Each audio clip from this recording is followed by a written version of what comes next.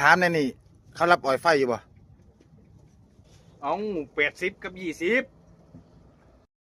ไอ้สด80ยังไปค่ายัง 20ขั้นกับ80ขั้น อ๋อแสดงว่านอนนานสดานเก่าออก นอนหน้าดีสั่ง สร้างหยัง ฮะ สร้างหยัง สั่งเขา บ่ว่าแต่สร้างเราบ่ยานเมียบ่ โอ้ยอย่าเนาะอย่าเนาะ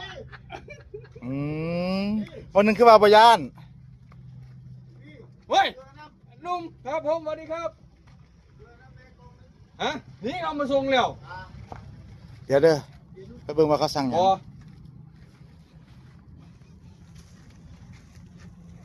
ใส่มีแนว บ้ามีอันนี้ เจ๊อ้อยเบิ่งนี่